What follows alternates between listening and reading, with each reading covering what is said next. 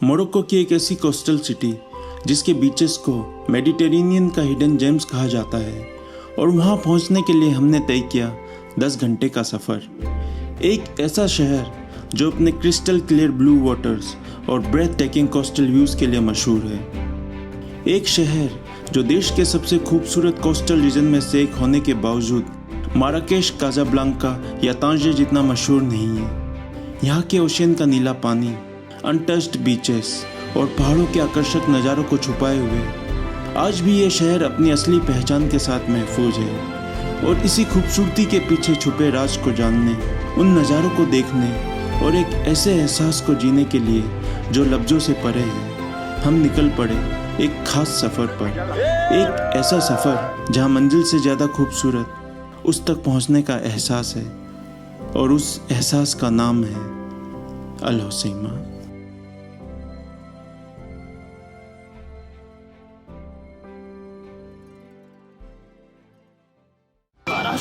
बोलो जयकारा शेरावाली का, बोल साचे। और हमारे इस खूबसूरत सफर की कहानी यहाँ से शुरू होती है। कपिल भाई क्या हालचाल? बढ़िया है, कैसे हो यार? बढ़िया, सब मजे में। कहाँ जाना है आपका? ये बताओ। हम जा रहे हैं अल होसैमा। कहते हैं कभी कभी सबसे अच्छी कहानियाँ मंजिल पर नहीं बल्कि रास्ते में लिखी जाती है। और ये रिकॉर्ड हो गया। और इस तरह से हमारे रास्ते हंसते गाते हुए निकल रहे थे। शोएब यार, ईद मुबारक यार। सॉरी यार, मैं तो भूल ही गया यार घूमने के चक्कर में यार। उसी के उपलक्ष्य में तो जा रहे हैं।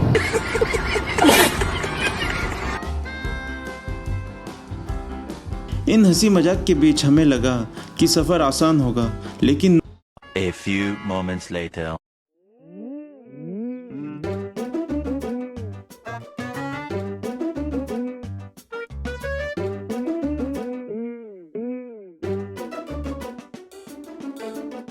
मेरे पीछे है हमारी बस जो कि जा रही है अल होसैमा, एंड मेरे साथ है सानवी जो कि काफ़ी कूल लग रही है। बॉयज़ों की टोली। और हम रुके हैं 5 मिनट के लिए, और 15 मिनट के लिए। ठीक है, ड्राइवर काफ़ी सुस्त है, उनको काफ़ी स्ट्रॉन्ग ब्लैक कॉफ़ी पिलानी है। और हमारे साथ है भरत भाई। हम सफल होंगे, इस टारगेट में हम फुली सफल होंगे। हमको बहुत लंबा टारगेट मिला है। बात तो सही है। माय वाइफ, मुझे तो पता ही नहीं था। अब पता हो गया ना। अरे हमारी औलाद का ये Al Hoceima. Yes, exactly. Fez की सड़कों में हम चंदन चोपड़ा का स्वागत करते हुए। हजूर चावा उजाले बिया हमारे बीच फेज में रास्ते को बीचों बीच से चंदन चोपड़ा को उठाए। ये हमारे साथ कंटिन्यू करेंगे। एक सेल्फी हो जाए। क्या सेल्फी नहीं है, ये वीडियो बन रही है भाई।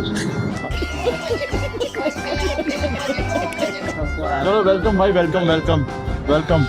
ये फेज है नहीं? हाँ, फेज के रास्ते से हमने उठाए चंदन को। अब यहाँ से करेंगे। कपिल भाई, हाँ बीड़ी फूको लो। क्या है? अरे बीड़ी फूको। धुआं नहीं है बट मजा वही। हाँ बस पहले चंदन आ गया पैकिंग।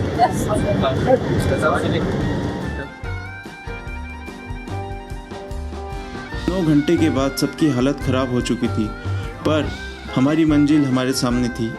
ऑल राइट, तो 8 घंटे के सफ़र के बाद फाइनली हम रेडिसन होटल पहुंच चुके हैं। हमारे सामने है मिस्टर हितेश। नहीं दिखा सकते यार, सब अपना बैग।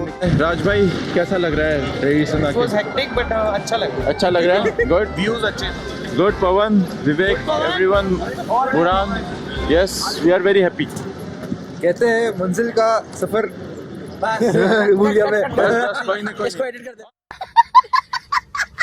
अब बारी थी अल होसैमा को एक्सप्लोर करने की, और लंबी जर्नी के बाद हम यहाँ अगले 3 दिन रुकने वाले थे। और रुकने के लिए हमने चूज़ किया था रेडिसन बीच रिजॉर्ट। और प्लान ये था कि हम फ्रेश होके बीच देखने निकल जाएंगे, लेकिन प्लान के साथ चीज़ें होती कहाँ हैं।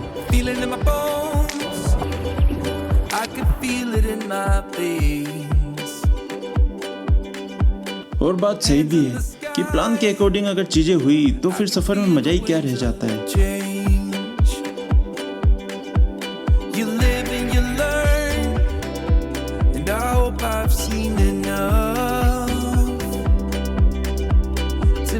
something right, make up for what I've lost. I was down, but things are looking up. I wanna get high. Reel बनानी है? मैं रील नहीं बनाता, मैं व्लॉग बनाता हूँ। I am a vlogger, not a content creator. आप content creator हो? Don't want to you. तो यहाँ किस लिए आया? आपने बुलाया था इसलिए आगे। अरे वीडियो में। तेरे अल हुसैमा आने का रीजन क्या है? मैं थक चुका था अपने काम की परेशानियों से। फिर मुझे पता चला कि अल हुसैमा एक जगह है नाम की, जहाँ पे बहुत अच्छे बीचेस हैं, एक अच्छा रिजॉर्ट है। तो हमने कहा चलो।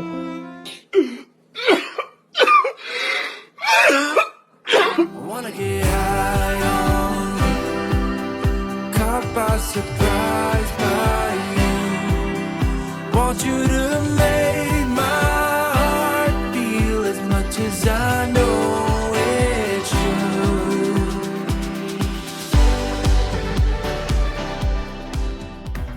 तो मोरक्को में अंदरून मुल्क लोग ईद का त्योहार मनाने के लिए अपनों के साथ अल हुसैमा नामक शहर में आते हैं और यहाँ आकर यहाँ की खूबसूरती देखकर यहीं के होके रह जाते हैं। तो हमारी तरफ से आप सभी लोगों को ईद मुबारक। कैमरामैन सागर थापा और रिपोर्टर पवन सोनी, नमस्कार।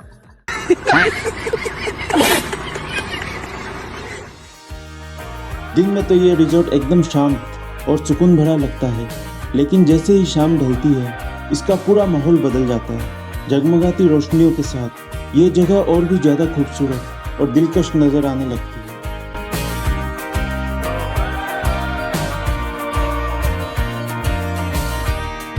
I'm getting out of bed, reaching for the water glass. I need to cool my head. Yesterday evening's all I miss, and I know you're still in town. You should know I've seen you when you walk around. And that's nothing. और अगले दिन की शुरुआत कुछ ऐसे हुई। तो दोस्तों गुड मॉर्निंग। आज है हमारा दूसरा दिन और मैं हूँ अभी रेडिसन होटल के जिम में। लेट नाइट जब रूम की तरफ आ रहा था तो मेरे पैर में मोच आ गई, जिससे कि मुझे चलने में काफ़ी प्रॉब्लम हो रही। I fell down yesterday here, but मैं जिम आया हूँ ताकि लेग को थोड़ा फ्लेक्स कर सकूँ, थोड़ा चल सकूँ और थोड़ा चलने लायक हो, क्योंकि यहाँ पे अभी 2 दिन का टूर है। अगर मैं नहीं चल पाया तो दिक्कत होगी काफ़ी मुझे टूर को एंजॉय करने में। तो चलिए आगे बढ़ते हैं और करते हैं यहाँ के रिजॉर्ट को एक्सप्लोर। रेडिसन रिजॉर्ट जो कि 64 एकर्स में फैला हुआ है और मेरे पीछे जो आप रूम देख रहे हो, इन्होंने इस तरह के मोर देन 400 रूम्स को वेल मेंटेन किया हुआ है और काफ़ी ज़्यादा ग्रीनरी है यहाँ पे। अगर आप इस रिजॉर्ट में एंटर होते हो तो बिल्कुल आपको ऐसा फील होगा जैसे कि आप किसी प्रीमियम लग्जरी विलेज में एंटर हो रहे हो। और इतना बड़ा रिजॉर्ट होने के बावजूद भी यहाँ आपको भीड़ भाड़ वाली फीलिंग बिल्कुल भी नहीं आएगी। प्रॉपर्टी को इतना इंटेलिजेंटली प्लान किया है कि हर जगह आपको स्पेस और ओपननेस देखने को मिलेगा। और अगर रिलैक्सेशन की बात करें तो रिजॉर्ट का स्पा एकदम पीसफुल एस्केप लगता है। एक लैम्बोर्गिनी कहाँ जाएगी?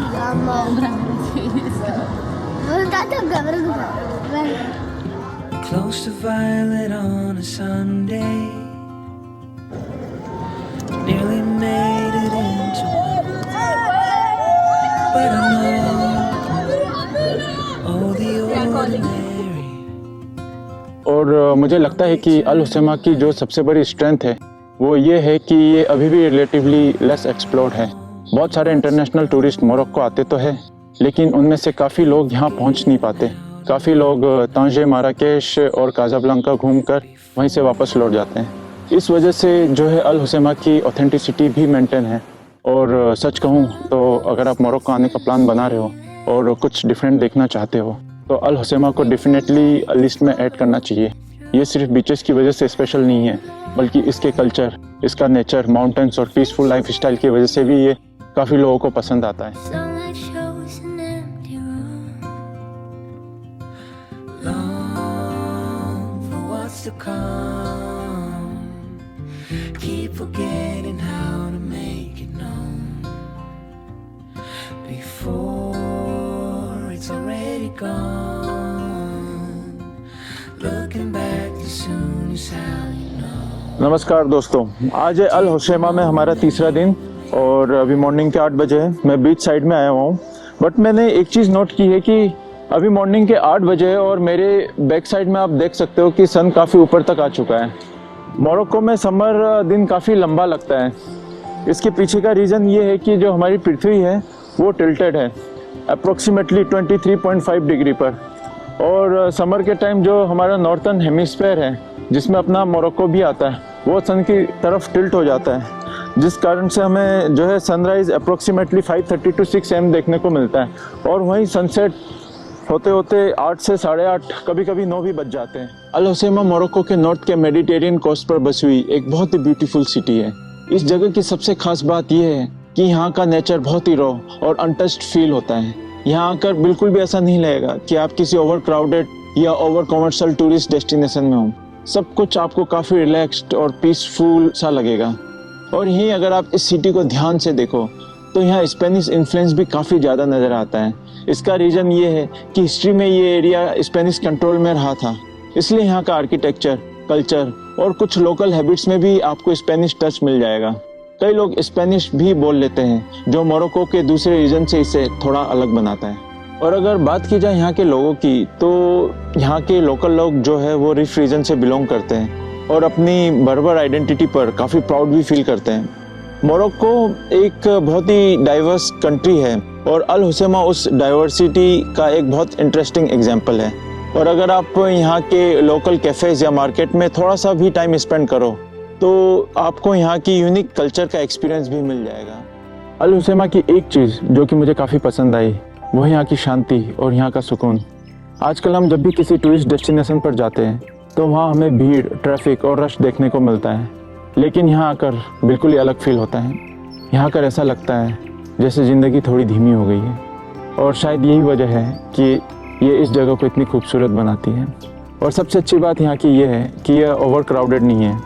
आप आराम से बीच पर वॉक कर सकते हो, समुंदर के खूबसूरत नज़ारे देख सकते हो और बिना किसी डिस्टरबेंस के नेचर को एंजॉय कर सकते हो। हाँ, हम लोग स्कूबा डाइविंग करने जा रहे हैं अभी यहाँ पे। शाम के 6 बजने वाले थे तो हमारे पास सिर्फ एक चॉइस थी, बोटिंग या स्कूबा डाइविंग। दोनों के लिए वक्त नहीं था तो मैंने बिना ज़्यादा सोचे टीम के साथ स्कूबा डाइविंग चूज़ किया, और बोटिंग को हमने नेक्स्ट डे फैमिली के साथ फाइनल किया। लेकिन ये मेरी लाइफ की पहली स्कूबा डाइविंग थी जहाँ नाक बंद करके सिर्फ रेगुलेटर से सांस लेना था, और वही मेरा सबसे बड़ा डर भी था। लेकिन 4-5 गहरी सांसें लेने के बाद मैं थोड़ा काल्म हुआ, और जैसे ही मैं समुंदर की गहराइयों में पहुंचा, लगा जैसे एक बिल्कुल अलग ही दुनिया में पहुंच गया हूं। नीचे पहुंचते ही डर की जगह एक्साइटमेंट ने ले ली।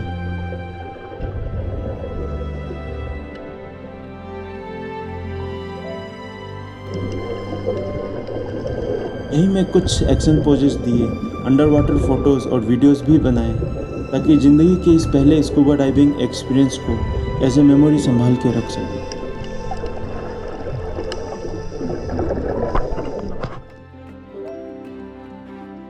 आज हमारी ट्रिप का 4th डे मतलब लास्ट डे था। पिछले कुछ दिनों में हमने इस शहर को सड़कों से, पहाड़ों से और बीचेस से देखा, लेकिन आज इसे हम समुंदर की नज़रों से देखने वाले थे, जहाँ समुंदर की लहरें थी, चेहरे पर चलती ठंडी हवा और कुछ ऐसे लम्हे जिन्हें हम जी तो भी रहे थे, लेकिन धीरे धीरे यही लम्हे जिंदगी की सबसे खूबसूरत यादों में बदलने वाले थे। वैसे हमारा 4th डे है तो आज हमें चेकआउट करना है यहाँ से, और चेकआउट करके हमारी जो जर्नी है वो काफ़ी लॉन्ग होने वाली है, 8 घंटे की। तो 8 घंटे जैसे आते वक्त हमें पता नहीं चला, तो वैसे हम कोशिश करेंगे कि जाते हुए भी हमें पता ना चले। Is it a mic? Yeah, it's a mic. Hello. Hello. But you have to say it's already recording here. Look, it's recording here. Say something. How you are feeling? Hello, I'm feeling good. Okay, let's arrive to the boat and now we are going to the boat ride driving. So we're going to go at the speedboat and we're going to have so much fun. Yeah. Boating हमारे लिए activity नहीं थी, बल्कि इस सफ़र को अलविदा कहने का सबसे खूबसूरत तरीका था।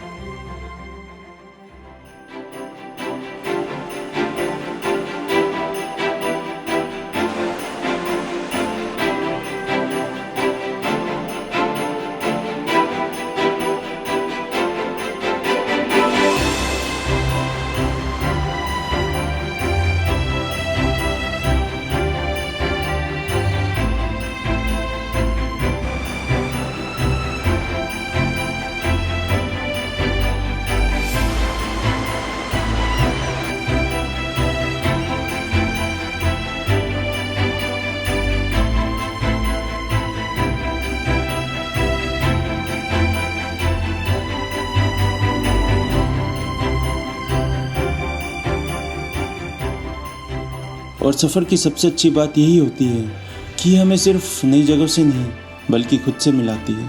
और शायद इसीलिए कुछ सफ़र मंजिल पर पहुंचकर ख़त्म नहीं होते, बल्कि यादों में बस जाते हैं। कुछ लम्हे हमारे कैमरे में कैद हो जाते हैं और कुछ हमेशा के लिए दिल में।